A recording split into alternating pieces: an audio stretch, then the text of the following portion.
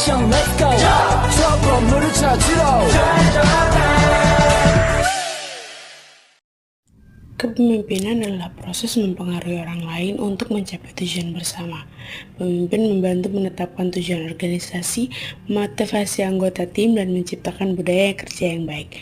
Tugas pemimpin bukan hanya memberi arahan, tapi juga mendukung dan menginspirasi tim agar bekerja dengan semangat. Dengan kepemimpinan yang baik, organisasi dapat berkembang dan mencapai hasil terbaik. Apa sih arti dari teori kepemimpinan itu? Aku cari jawaban di mana ya? Aha, kayaknya aku harus search di Google dan mencari dari sumber-sumber terpercaya. Setelah membaca dari beberapa sumber yang terpercaya, ternyata arti dari teori kepemimpinan itu adalah pendekatan terbaru dalam kepemimpinan menutup tinjauan mengenai teori kepemimpinan, yaitu dengan menyajikan 3 pendekatan lebih baru terhadap persoalan. Apa sih 3 pendekatan tersebut? Nah, jadi yang pertama yaitu teori atribusi kepemimpinan. Jadi, atribusi kepemimpinan itu seperti cara pemimpin berpikir tentang perilaku bawahannya. Mereka akan melihat apa yang bawahan mereka lakukan, mencoba mengamati dan memahami mengapa bawahannya itu melakukan hal-hal tersebut, apakah karena kepribadian mereka atau hal-hal di luar yang dikendalai mereka. Kemudian pemimpin itu akan memberikan reaksi dan mencoba memahami apa yang dibutuhkan oleh karyawannya. Nah, jadi yang kedua yaitu teori kepemimpinan karismatik. Jadi teori ini itu menjelaskan bahwa kita itu cenderung melihat pemimpin sebagai sosok yang luar biasa karena kita melihat perilaku-perilaku tertentu yang buat kita merasa begitu pemimpin ini begitu sosok yang luar biasa. Nah, teori ini itu terhubung dengan teori atribusi tadi karena kita mencoba memahami mengapa pemimpin tersebut begitu hebat. Kita melihat perilaku mereka seperti bagaimana mereka berbicara, bagaimana cara mereka mengambil keputusan, bagaimana cara mereka menghadapi suatu masalah atau tantangan yang ada. Dan kita itu berpikir, wah, para pemimpin itu luar biasa. Nah, kita kemudian menghubungkan perilaku-perilaku pemimpin tersebut dengan kemampuan kepemimpinan yang luar biasa dan menganggap mereka sebagai pemimpin yang karismatik. Lalu yang terakhir, kepemimpinan transaksional lawan transformasional.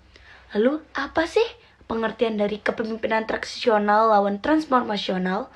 Yang pertama, kepemimpinan transaksional, pemimpin yang memandu atau memotivasi pengikut mereka dalam arah tujuan yang ditegakkan dengan memperjelas peran tujuan dan tugas mereka. Lalu yang kedua, pemimpin transformasional. Apa sih itu? Pemimpin yang memberikan pertimbangan dan rangsangan intelektual dan individualkan yang memiliki karisma.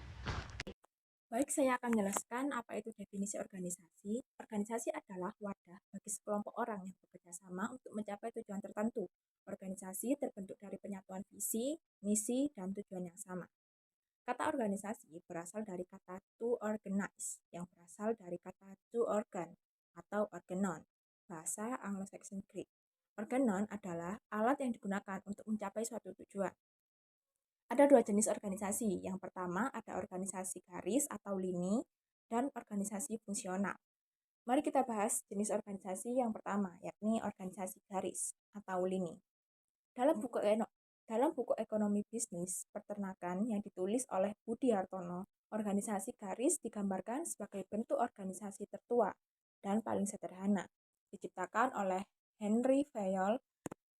Ciri-ciri bentuk organisasi garis yaitu organisasinya masih kecil, jumlah karyawannya sedikit, dan saling mengenal serta spesialisasi kerja belum tinggi. Yang kedua ada organisasi fungsional.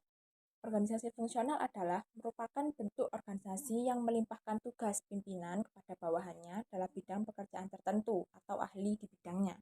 Oleh karena itu, pimpinan bidang tertentu berhak memerintah kepada semua pelaksana yang terkait dengan pekerjaannya, sehingga bawahan bertanggung jawab terhadap beberapa orang atasan. Yang selanjutnya adalah peran kepemimpinan. Peran dapat diartikan sebagai perilaku yang diatur, dan diharapkan dari seseorang dalam posisi tertentu. Pengambilan keputusan dalam tinjauan perilaku mencerminkan karakter bagi seorang pemimpin.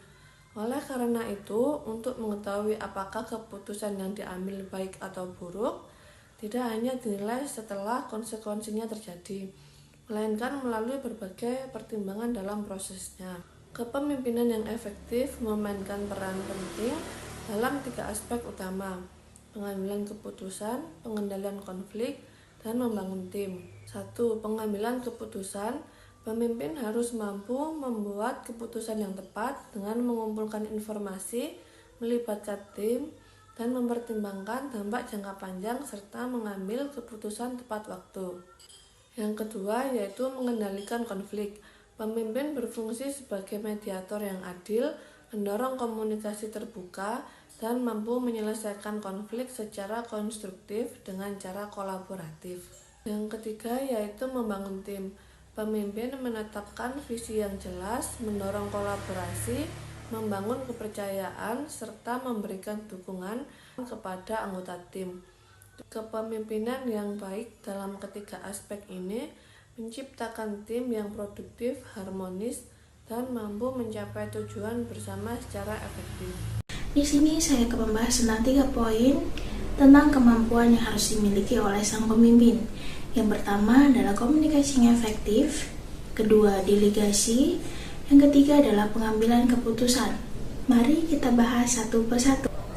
Komunikasi yang efektif merupakan proses pertukaran informasi, ide, dan perasaan secara jelas, ringkas, dan tepat sasaran dengan tujuan untuk meningkatkan motivasi, koordinasi, dan kinerja tim.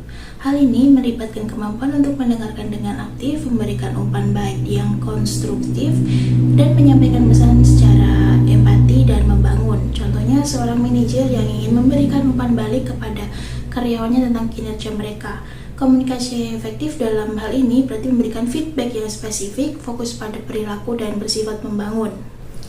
Yang kedua, ada delegasi. Delegasi merupakan suatu proses penugasan tugas dan tanggung jawab kepada orang lain dengan tujuan untuk memberdayakan anggota tim, meningkatkan motivasi mereka, dan menciptakan kesempatan untuk mengembangkan. Hal ini melibatkan komunikasi yang jelas tentang harapan, target, dan dukungan yang tersedia secara kepercayaan pada kemampuan anggota tim untuk menyelesaikan tugas dengan baik. Contohnya, seorang manajer yang ingin mendelegasikan tugas untuk membuat laporan bulanan. Delegasi yang efektif berarti memberikan instruksi yang jelas, menentukan target yang realistis, dan memberikan dukungan yang diperlukan seperti pelatihan atau bimbingan untuk anggota tim yang menyelesaikan tugas tersebut. Yang terakhir adalah pengambilan keputusan. Pengambilan keputusan adalah proses memilih tindakan terbaik dari beberapa alternatif yang tersedia dengan tujuan untuk memaksimalkan efektivitas organisasi dan memenuhi tujuan strategis. Hal ini melibatkan identifikasi masalah, pengumpulan informasi yang relevan, evaluasi alternatif, pemilihan solusi terbaik, dan implementasi serta evaluasi hasil. Contohnya, ada sebuah tim yang ingin memilih software baru untuk digunakan. Pengambilan keputusan yang efektif berarti melibatkan semua anggota tim dalam proses diskusi, mencari informasi yang relevan, mempertimbangkan berbagai alternatif, dan membuat keputusan bersama yang mendukung tujuan tim. Ada beberapa langkah dalam pengambilan keputusan yang efektif. Yang pertama, mengidentifikasi masalah. Langkah pertama adalah mengetahui masalah yang harus diselesaikan. Pemimpin harus memahami apa yang sedang terjadi untuk mencari solusi yang tepat.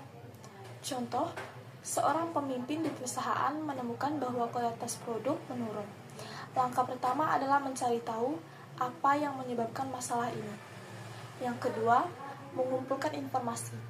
Setelah tahu masalahnya, pemimpin perlu mengumpulkan data yang dibutuhkan untuk membantu membuat keputusan yang tepat. Contohnya, pemimpin mengumpulkan data dari laporan kualitas produk dan masukan dari tim produksi. Yang ketiga, evaluasi alternatif.